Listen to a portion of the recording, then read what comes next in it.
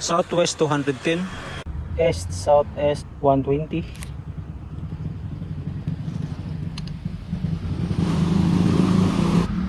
Southwest 230.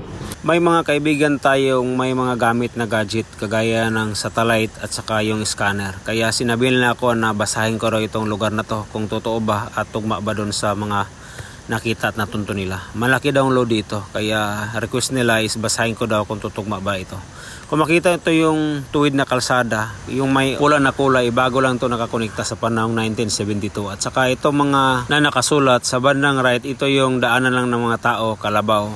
At sa left side naman, ito yung matandang kalsada na dinadaanan lang ng mga sundalong Hapon sa panahon. Kaya ang gagawin natin dito ay gamitan natin ng basa natin, personal. So mayroong matandang kanal dito sa gilid ng kalsada na to. Kaya dito tayo maghanap ng mga stone map na binabase natin dito sa totoong lugar. So kung makita niyo yung drone footage, ito yung kaharap natin.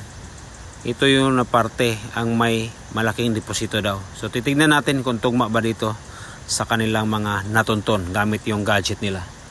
So halika kayo, samahan niyo ako mga boss idol.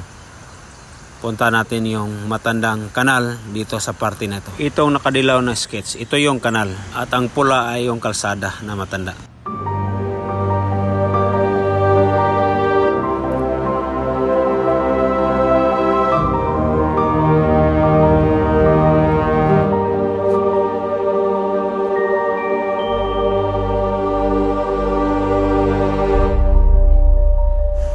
Ito na yung kanal na sinasabi ko. At atin ito'y tinahak para makita natin kung andito ba yung stone map na sinasabi ko.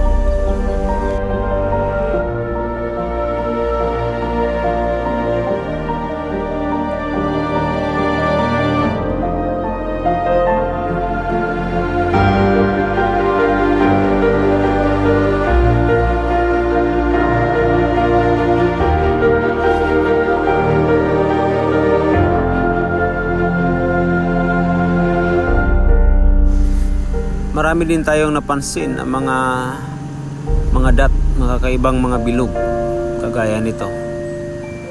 At mga batong may mga naglinya. So talagang kung titignan mo lahat ang paligid sa mga bato, talagang mapapansin mo dahil siya lang yung may pagkakaiba sa lahat. So malalaman naman natin kung man-made siya. Sinulatan talaga yung mga bato. At para sa akin kasi, once na klaro yung mga ukit na nakasulat doon sa bato, ibig sabihin distansya lang yung mga totoong pinaglagyan o ibinaon doon yung mga kayamanan. Kung manipis naman yung mga tatak o pwedeng di masyadong klaro, so ibig sabihin nasa malapit lang yung ibinaon na kayamanan. Posible ngang giveaways kung suswertihin, makita mo yung tunay na marka niya. Kung hindi ka panaunahan, sa paghahanap ko nito, sa paglalakad-lakad, hindi lang paghahanap ng magagandang marka ang binabase ko, ang hinahanap ko. Yung kuha sa drone footage natin, kung makikita mo yung kalsada na yun, yung terrain na yun, yung shape ng kalsada, yun ang hahanapin nating tatak dito. Kasi ibig sabihin kung legit at ito yung dinadaanan ng mga sundalong Hapon sa panahon at kinampuan yung area, so posibilidad na may stone map dito sa kanal na to. Kaya di maaaring di natin makita dito. Imposible naman. So ang hanapin lang natin yung may mga 50 to 70% na kapareho doon sa matandang kalsada at saka doon sa area, lugar. Malalaman mo naman kung may deposito dahil mayroon namang dot na kasama sa linya na yon na kaparehong ukit doon o shape sa true actual dito sa inukit sa bato. So yun ang hahanapin natin. Pag once makita mo na, so mabilis mo na siyang i-translate, mabilis mo na siyang mabasa, makumpara kung saan talaga yung tunay na pinagbaunan ng kayamanan.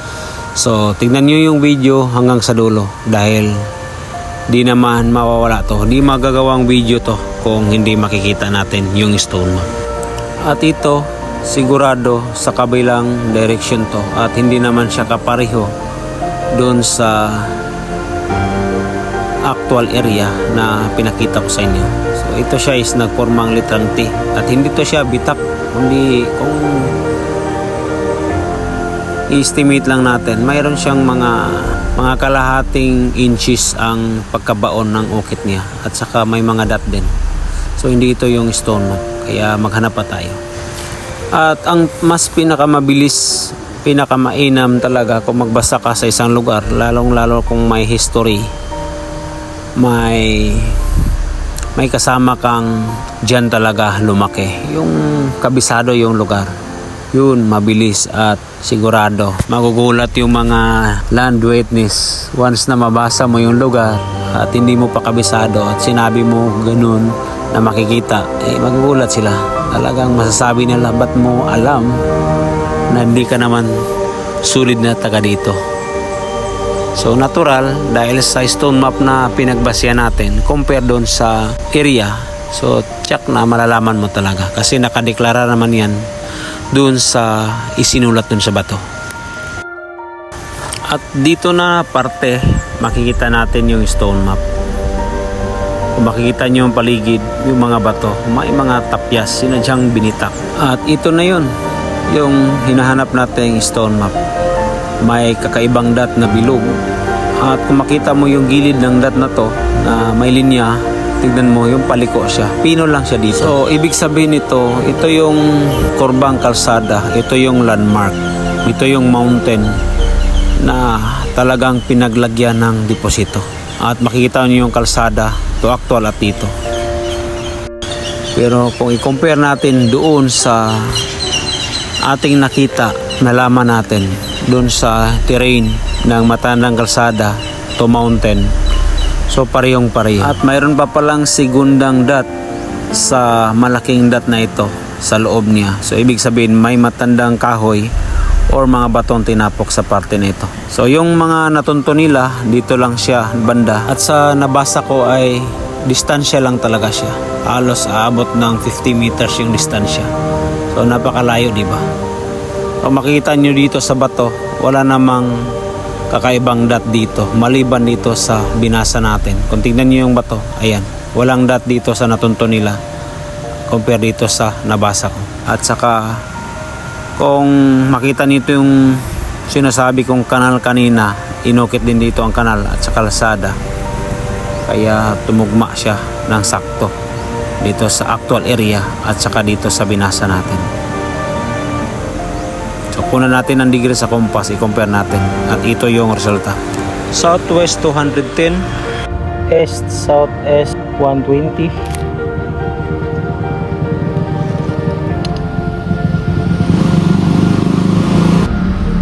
Southwest 230. Southwest 210, East Southeast 120.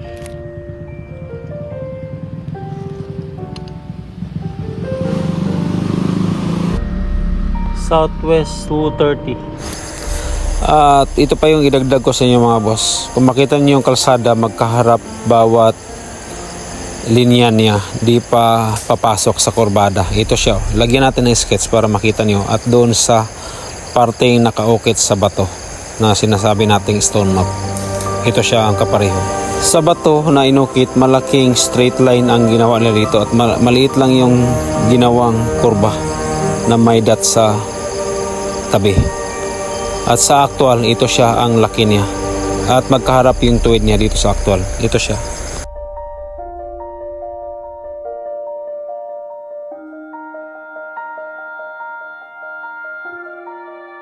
At sa ginawa nating basa na to sa mga nag-request sa atin, tsak panghihinaan naman ito ng loob dahil napakalayo yung natunto nila compare sa nakita natin.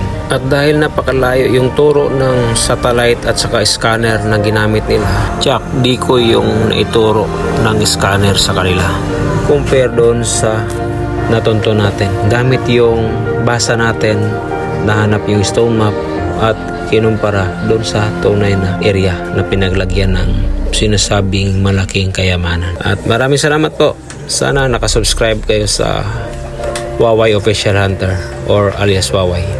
Thank you for watching.